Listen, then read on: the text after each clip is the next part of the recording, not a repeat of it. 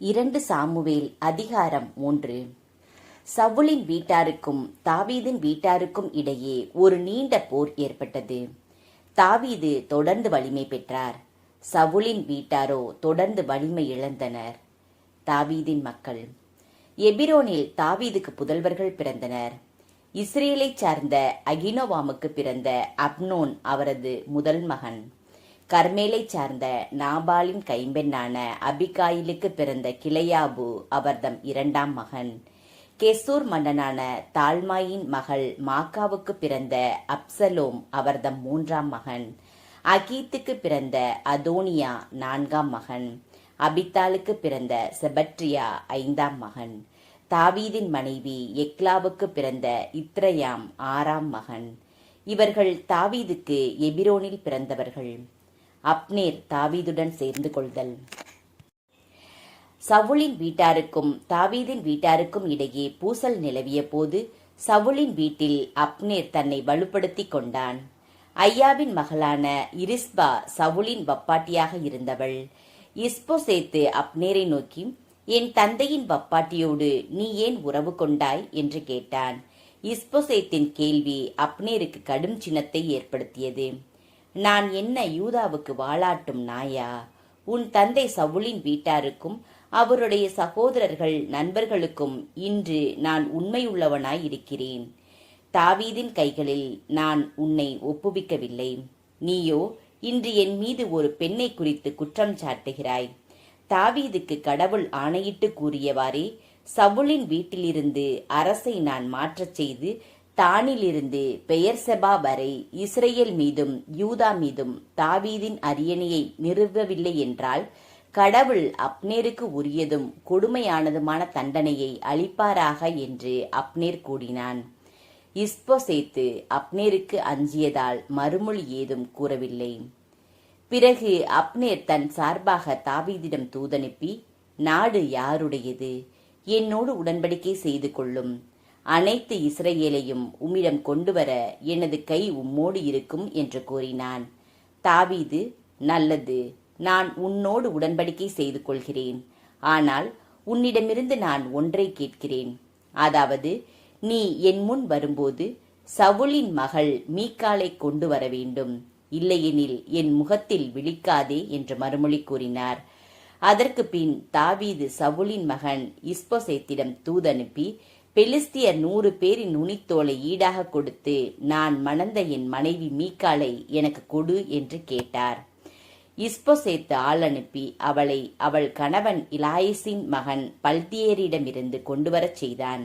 அவள் கணவனோ அழுது கொண்டே அவளை பின்தொடர்ந்து பகுரிம் வரை சென்றான். அங்கே அப்னேர் அவனிடம் திரும்பிச் செல் என்றான். அவனும் திரும்பிச் சென்றான். அப்னேர் இஸ்ரேலின் பெரியோர்களிடம் இவ்வாறு பேசினான். தாவீது உங்கள் மீது ஆட்சி செய்ய வேண்டுமென கடந்த சில நாள்களாக நீங்கள் விரும்பிக் கொண்டிருந்தீர்கள். இப்போது அதை நிலைநாட்டுங்கள். ஏனெனில் ஆண்டவர் தாவீதிடம், என் ஊழியன் தாவீதின் கையால் என் மக்கள் இஸ்ரேலை பெலிஸ்தியரிடமிருந்தும் அவர்களின் அனைத்து எதிரிகளிடமிருந்தும் நான் காப்பாற்றுவேன் என்று கூறியுள்ளார். அப்னேர் பென்யமீனரோடு தனியாக பேசிய பின் எபிரோனுக்கு சென்று இஸ்ரேலுக்கும் பென்யமின் வீட்டாருக்கும் நல்லதெனப்பட்ட அனைத்தையும் தாவீதிடம் எடுத்து கூறினான். அப்னேர் 20 ஆள்களோடு தாவீதை காண எபிரோன் வந்தான். அப்னேருக்கும் அவனோடு இருந்த ஆள்களுக்கும் தாவீது விருந்து படைத்தார். அப்போது அப்னேர் தாவீதிடம், நான் எழுந்து சென்று அனைத்து இஸ்ரேலரையும் அரசரும் என் தலைவருமாகிய உமக்கு முன் ஒன்று திரட்டி வருகிறேன். அவர்கள் உம்மோடு உடன்படிக்கை செய்து கொள்ளட்டும். நீரும் உம் விருப்பப்படி ஆட்சி புரியலாம் என்று கூறினான். தாவீது அப்னேரை வழியனுப்ப அவனும் பாதுகாப்புடன் சென்றான். அப்னேர் கொலை செய்யப்படல். அப்போது தாவீதின் பணியாளர்களும் யோவாபும் கொள்ளையடித்து திரும்பினர். தங்களோடு மிகுதியான கொள்ளைப் பொருட்கள் கொண்டு வந்திருந்தனர். அச்சமயம் அப்னேர் தாவீதோடு எபிரோனில் இல்லை. ஏனெனில் ஏற்கனவே அவன் வழியனுப்பப்பட்டு பாதுகாப்புடன் சென்று விட்டான். யோவாபும் அவனோடு இருந்த படை வீரர் அனைவரும் வந்தபொழுது நேரின் மகன் அப்னேர் தாவீதிடம் வந்தான். அவர் அவனை வழியனுப்ப அவனும் பாதுகாப்புடன் சென்றுவிட்டான் என்று யோவாபிடம் கூறப்பட்டது. யோவாபு அரசனிடம் சென்று, நீர் என்ன காரியம் செய்தீர்? அப்னேர் உம்மிடம் வந்தான் அல்லவா? நீர் ஏன் அவனை போக விட்டீர்? அவனும் சென்று விட்டானே. நேரின் மகன் அப்னேரை உமக்கு தெரியும். உமது போக்குவரத்தையும் நீர் செய்வது அனைத்தையும் அறிந்து கொண்டு உம்மை ஏமாற்றவே அவன் வந்தான் என்றான். யோவாபு தாவீதை விட்டு சென்று அப்னேரின் பின்னால் தூதர்களை அனுப்பினான். அவர்கள் அவனை சீராவின் ஊற்றின் அருகிலிருந்து திருப்பி அழைத்து வந்தார்கள். தாவீதுக்கோ இது தெரியாது. அப்னேர் எபிரோனுக்கு திரும்பி வந்ததும் யோவாபு அவனோடு தனிமையில் பேசுவதற்கென ஒதுக்கமாக அவனை வாயில் மையத்திற்கு அழைத்துச் சென்றான். தன் சகோதரன் அசாவேலின் இரத்தத்திற்காக அங்கே அவனை வயிற்றில் குத்த அவன் இறந்தான். பிறகு தாவீது இதை கேள்வியுற்ற போது, நேரின் மகன் அப்னேரின் இரத்தத்தின் மட்டில் நானும் எனது அரசும் ஆண்டவன் முன்பு என்றென்றும் குற்றமற்றவர்கள். யோவாபின் தலை மீதும் அவன் தந்தையின் வீட்டார் மீதும் அது விழட்டும். இரத்த கசிவு உடையவனோ, தொழுநோயாளியோ, அன்னகனோ, வாளால் மடிபவனோ, உணவுக்காக தவிப்பவனோ யோவாபின் குடும்பத்தில் இல்லாமல் போக மாட்டார்கள் என்றார். தங்கள் சகோதரன் அசாவேலை கிபயோனில் நடந்த போரில் அப்னேர் கொன்றதற்காக யோவாபும் அவன் சகோதரன் அபிசாயும் அவனை கொன்றார்கள். அப்னேர் அடக்கம் செய்யப்படல்.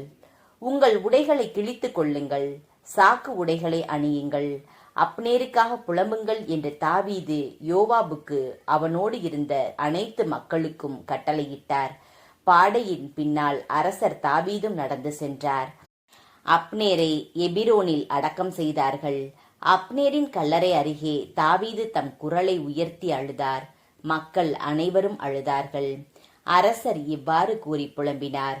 மூடன் மடிவது போல் அப்னேர் மடிய வேண்டுமா? உன் கைகள் விலங்கிடப்படவில்லை, உன் பாதங்கள் கட்டப்படவில்லை. தீயோர் முன் வீழ்பவன் போல நீயும் விழுந்தனையே. மீண்டும் அனைத்து மக்களும் அவனுக்காக புலம்பினார்கள். பிறகு மக்கள் அனைவரும் தாவீதிடம் வந்து பகலாக இருக்கும்போதே உண்ணும்படி அவரை தூண்டினர்.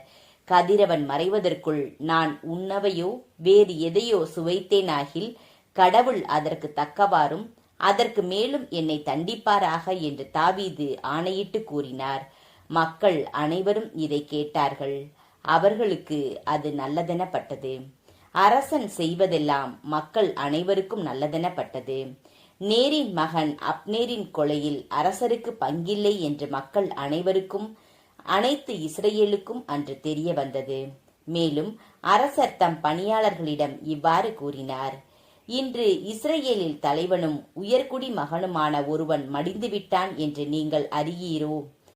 நான் அரசனாக திருப்பொழிவு செய்யப்பட்டும் இன்று வழிவிழந்தவனாக இருக்கிறேன். செருயாவின் புதல்வர்களான இவர்கள் என்னை விட வலியவர்கள் ஆகிவிட்டனர். தீங்கிழைப்பவனுக்கு அவன் தீங்கிற்கேற்ப ஆண்டவர் தண்டனை வழங்கட்டும்.